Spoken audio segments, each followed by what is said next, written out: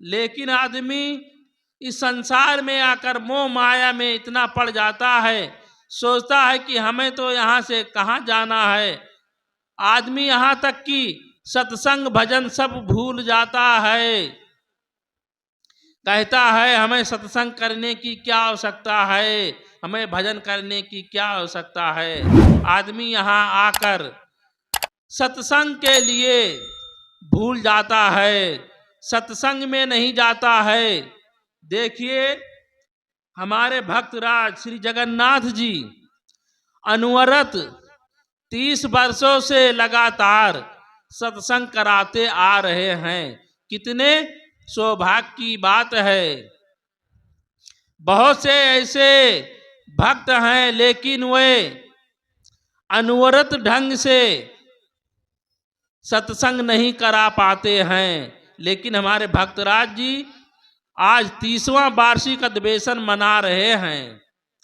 तो लोग सोचते हैं कि हम सत्संग में क्यों जाएं, सत्संग में जाने से हमें क्या मिलेगा, संतों के पास जाने से हमें क्या मिलेगा। तो सज्जनों, संतों के पास जाने से हमें जीवन जीने की कला प्राप्त होती है।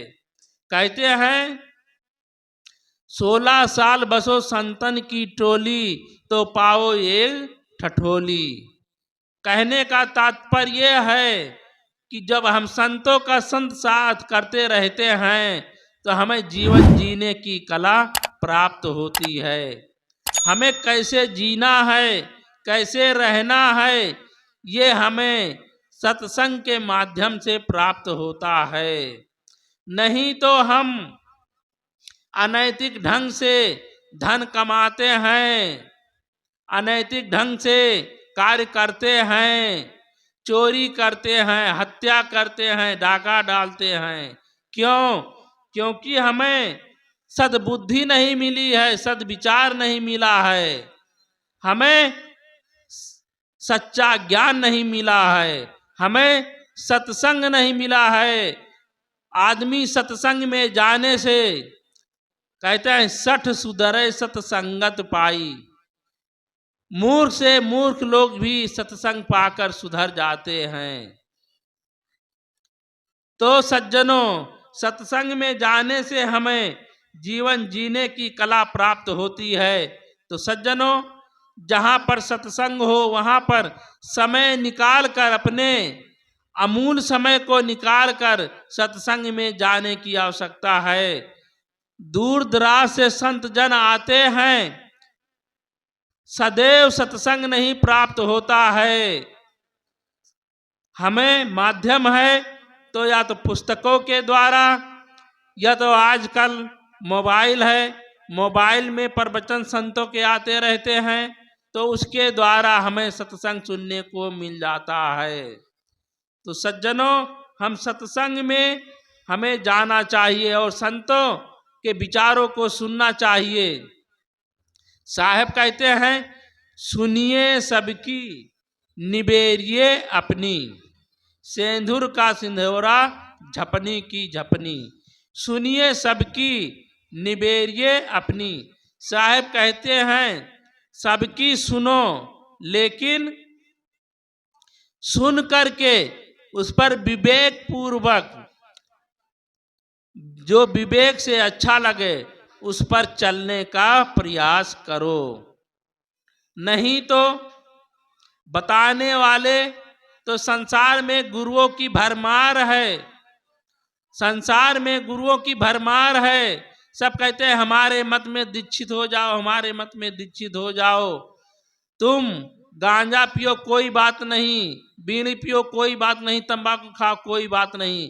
सज्जनों, हमें बीड़ी, सिगरेट, शराब पीना नहीं चाहिए, तंबाकू खाना नहीं चाहिए। यदि आप तंबाकू जहाँ पर पैदा होती है देख लेंगे तो आप शायद तंबाकू खाना पसंद नहीं करेंगे। आप यहीं से थोड़ा अयोध्या से उत्तर गोंडा में चले जाइए, वहाँ पर तंबाकू की खेती बहुत होती है। तो वहाँ पर तंबाकू की खेती बहुत होती है। तंबाकू को ऐसी ऐसी जगह पर काट कर फैलाते हैं, सुखवाते हैं, जहां पर पशुओं की टट्टी पड़ी हो, सुअर की टट्टी पड़ी हो, गंदे गंदे स्थानों पर उसे सुखाते हैं।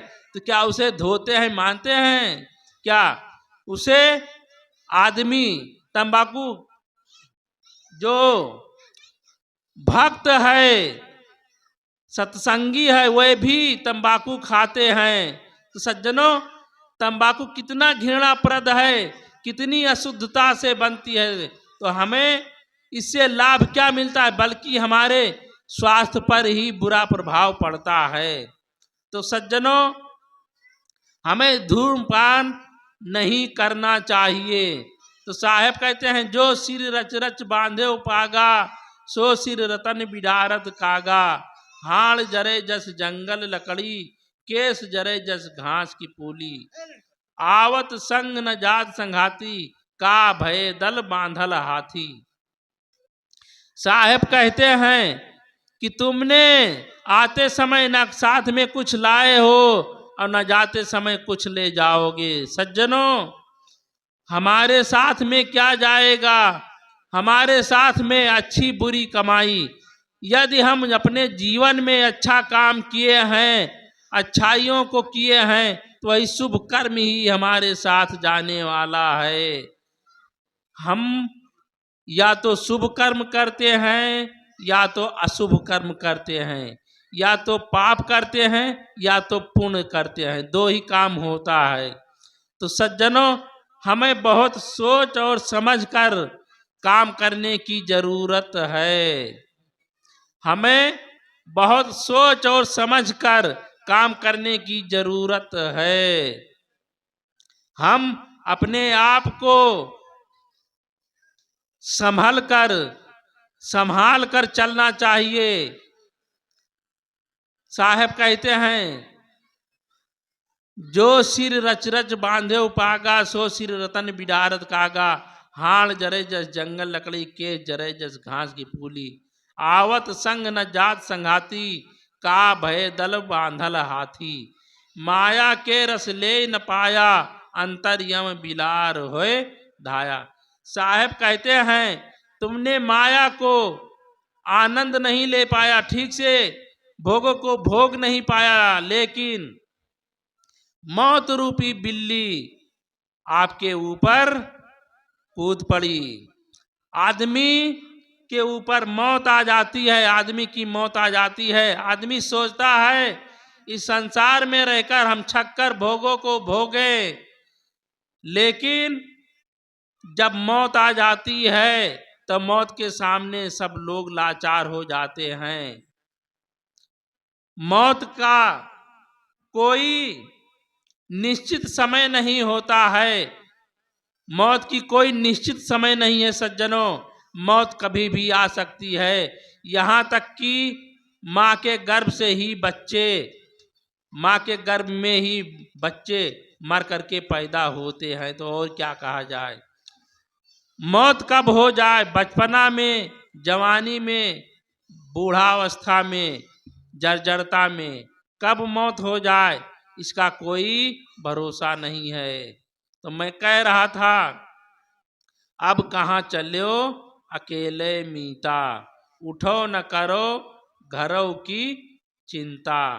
खीर खाण घृत पिंड संवारा, सो तन ले बाहर के डारा। जो सिर रच रच बांधे उपागा, सो सिर रतन बिडारत कागा। हाड़ जरे जस जंगल लकड़ी, केस जरे जस घास की पूली। आवत संग न जात संघाती, का भय दल बांधल हाथी। माया के रस ले न पाया, अंतर यम बिलार होए धाया। कहें कबीर नर अजहु न जागा, यम का मुगदर मांझ सिर लागा। साहब कहते हैं, यम यानी मौत, एक दिन आदमी मौत के घाट चला जाता है। तो इन्हीं शब्दों के साथ वाणी को विराम। बोलिए सतगुरुदेव की जय।